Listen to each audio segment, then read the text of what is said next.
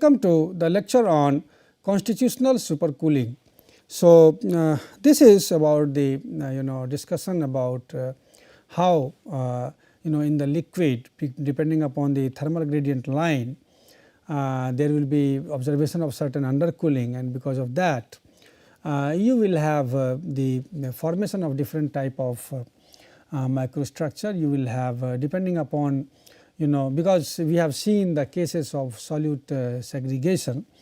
Now, depending upon its extent and depending upon the extent of the convection dominated diffusion or limited diffusion in liquid, sometimes no diffusion in solid. So, you will have we have seen that there are different cases, and if you talk about the solute redistribution in the case of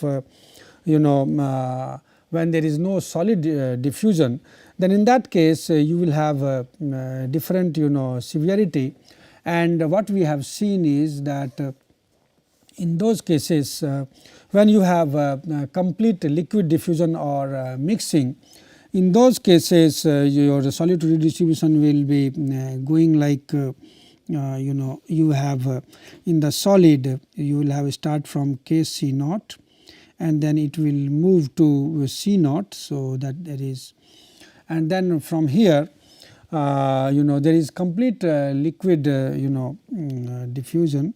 So, your profile goes like this, and this is your liquid and this is your solid. So, this is solid and this is liquid. This is for known as the type 1 cases where there is complete liquid diffusion. Now, if you have limited liquid diffusion, in those cases what you see is that your from Kc naught, this is your Kc naught, that is for the solid.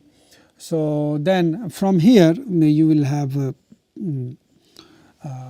coming up, and then there will be some. So, at this point, so you have limited liquid, so there will be some pile up, and then your difference goes like this. So, this is your C naught, and there will be some increase in these cases, and so it goes like this. So, this is your solid, and similarly this is your liquid. Now, when you have the limited liquid diffusion also and there is no convection, in this case there is some convection and you have limited liquid diffusion.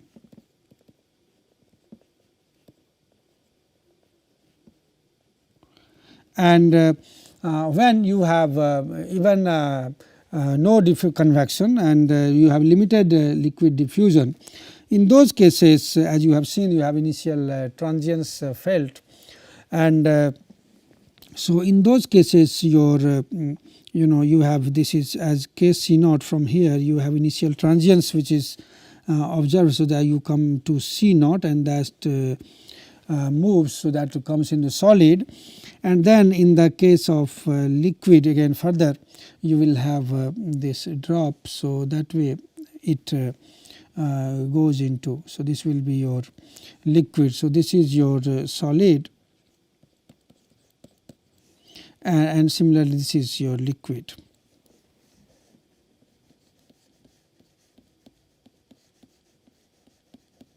So, that way your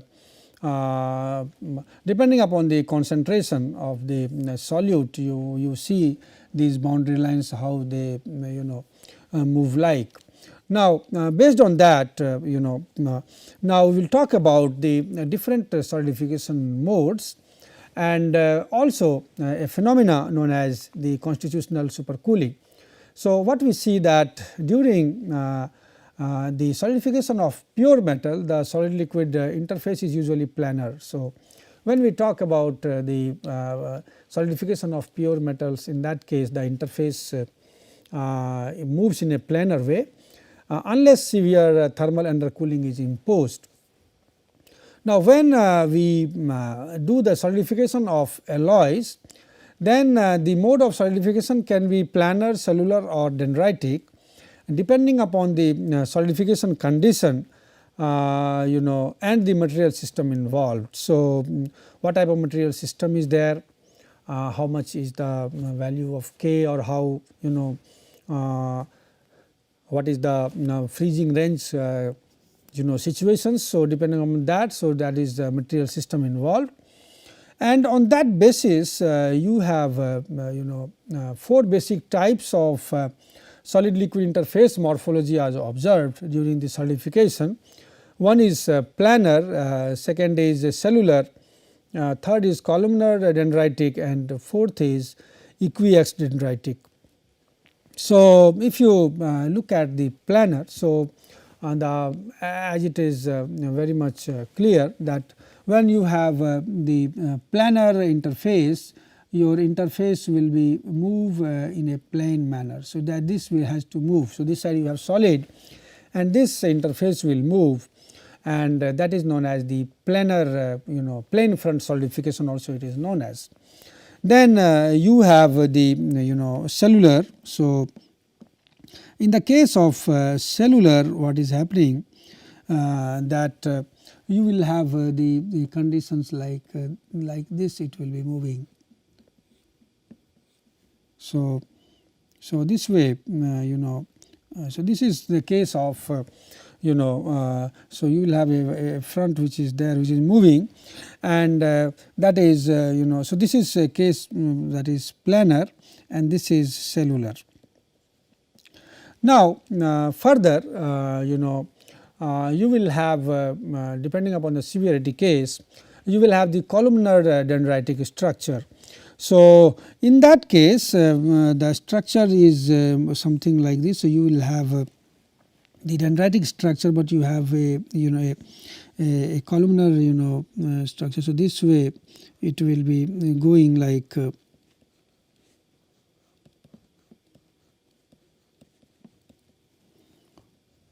so this way you will have these dendrites which will be seen, and then they will be having this columnar growth of spikes all along. So, and you primarily you see that these so depending upon the undercooling observed that we will study, you will have such kind of structure which is seen. So, that is known as columnar dendritic structure. So, then next if the severity is furthermore, in those cases you have the equiaxed type of dendritic structure. So, this is your columnar dendritic.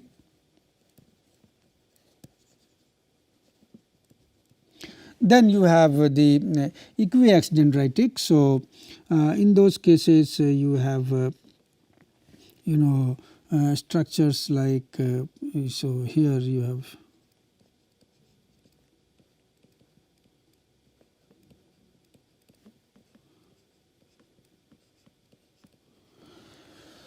so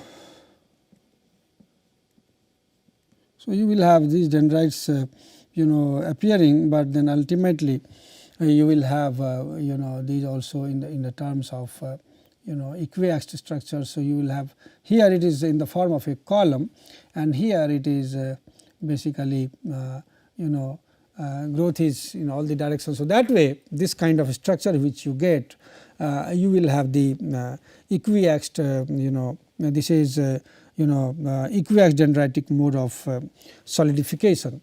So, so that basically this is because of the phenomena which is basically nothing but the undercooling which is experienced in the liquid portion ahead of the solidification front or the interface, and because of the cooling conditions and because of the properties of the material, this cooling is experienced, undercooling is experienced, and there the crystals are formed, their solidification occurs, and on that basis this type of because of that this kind of structures are likely to be formed.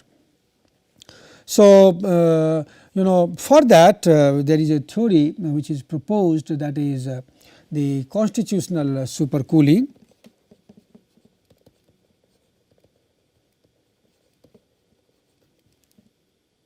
So, this is proposed by Chalmers and co-workers. So, and then you will have also the breaking down of the solid liquid planar interface during solidification. So, that is so one is your constitutional supercooling, that is, and also you have the interfacial stability, interface stability theory, that is also given by the Mullins and all that. So, there are two aspects, one is the thermodynamic aspect and another is the kinetic and heat transfer aspect. So, we will talk about the constitutional supercooling in this lecture, and basically that is by which we will try to understand that how your these dendritic structures are developed in the case of materials, or maybe cellular, or then columnar dendritic and aqueous dendritic type of structures, depending upon the different conditions, how you get these kind of structures. So, if you look at the case of I mean, that is in a phase diagram, if you see. So, if you suppose, we have already seen that in the case of phase diagram, what we see is that when you are talking about this situation, now as we have seen that you have one increase in the solute segregation at the interface, and then that basically will have a a trend, that how that is formed. So, suppose this is your C naught. So, now C naught by K. So, you will have the segregation that is happening from C naught by K to C naught. So, that is your this is the because of the build up, you have no diffusion in the solid in those cases, as we have studied in our third case. So, in those cases this will be solute rich boundary. So, now in those cases what is happening, that because of this you will have the change in the liquidus line. So, as the concentration of solute is high and it is decreasing and coming to the C naught, that is your in the domain where it is liquid. So, in those cases you will have so because of that, if you look at the line. So, if you look at the liquidus line, it will be changing. So, because of this you will have change in the liquidus line like this. Now, because of this if your if your tangent line goes like this, if this is your thermal gradient line, so this is this is the slope, that is your delta T upon dl by r. So, that is your slope of the tangent. So, this is slope. Now, if this is the slope and your and if the slope of the thermal gradient line, so that if you are cooling in such a manner that if your actual slope is going like this. So, if your and this slope basically is equal to delta T upon dl by r. So, we have already talked about these values. So, if now in this case the slope which you are getting, this slope g, this is less than delta T upon dl by r. So, what is happening that so the G by R, that is if you look at this, so G by R is less than delta T by dl.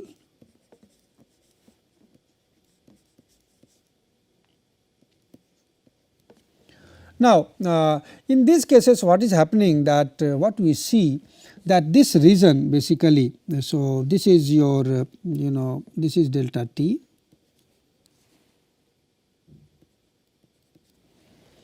Now, if you have to avoid these constitutional undercooling, this region, this shaded region is basically experiencing the undercooling in these cases.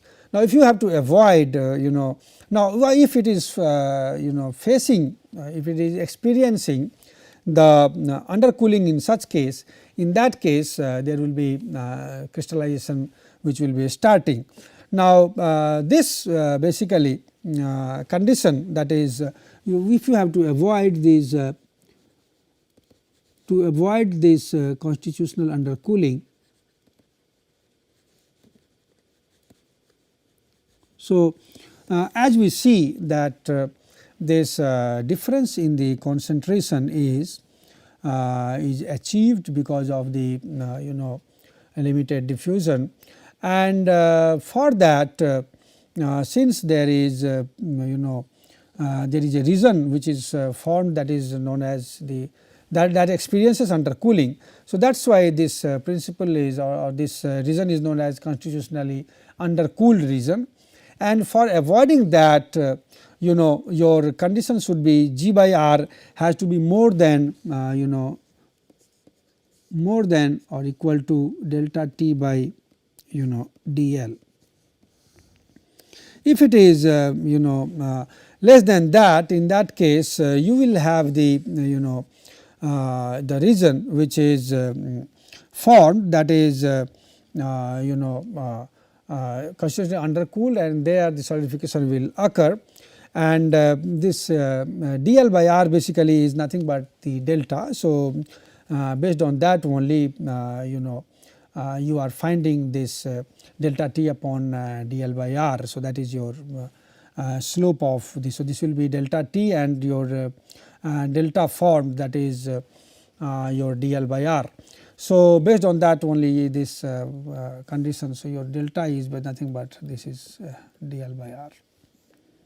So, once you have the if there is a small undercooling observed, so your the planar interface that breaks. So, depending upon the slope of this line, basically you will have experience of the moderate degree of supercooling or higher degree of supercooling, and based on that the structure will be changing. So, what you can see is that when you have there is only in the case of normal case, when you have the what we have seen is that when your slope of that thermal line is moving like this, in that case you will have the plane front. Now, if you go to the supercooling area. Now, if your this is your change in the liquidus temperature line, and if your line moves like this, if you have a very small region of a small degree of undercooling is experienced, in those case your structure will be found will be that is this is what you get in the case of the cellular type of solidified structure will be there, and in this case you will have when you have actual case. So, in this case you go for planar. So, you will have the increasing degree of supercooling.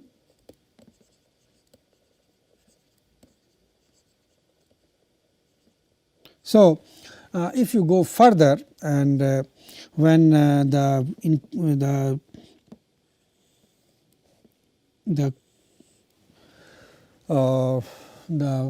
line goes like this, you have increased degree of supercooling. In those cases, you will have the columnar dendritic type of structure.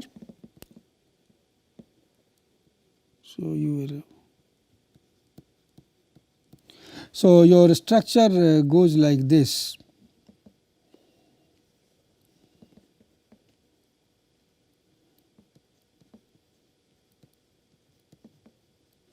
So, this occurs when you have your this line. So, at the interface, if your cooling conditions gives you this line and this is further increased, your constitutional undercooling is furthermore, in those cases you are getting such kind of columnar dendritic structures.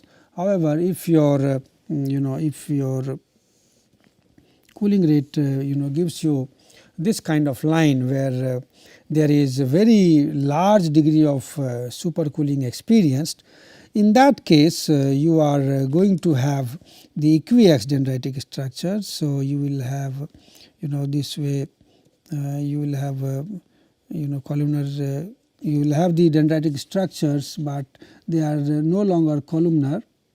So, you will have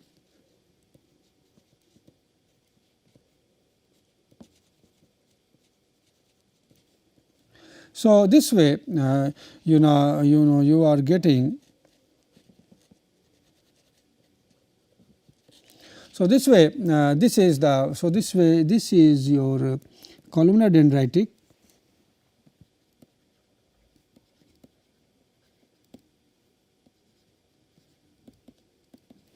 and in this case you come to the cell the equiax dendritic.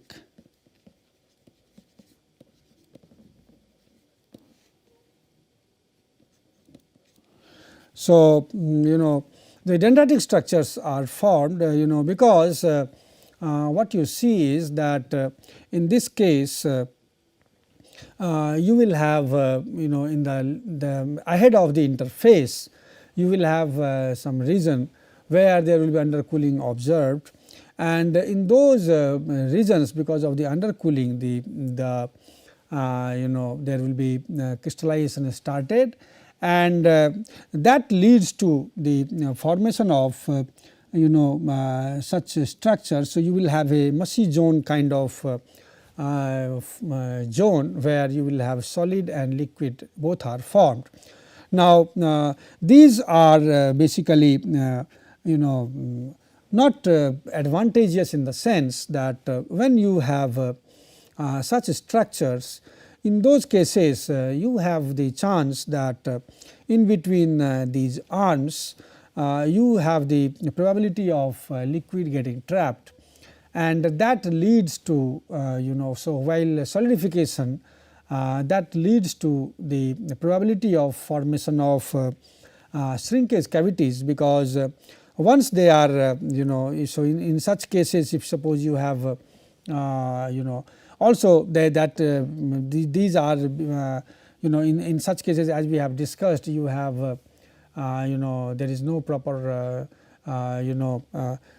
uniform composition in the solid towards the end, and also you will have the chance of trapment of liquid zone in between these arms, and if they are trapped, then certainly you will have micro shrinkage possibilities in such cases. So that way you will have this is because of, so that basically is because of these problems related to the solute redistribution, and that is because of the change in the diffusional properties in case of solids or in case of liquids.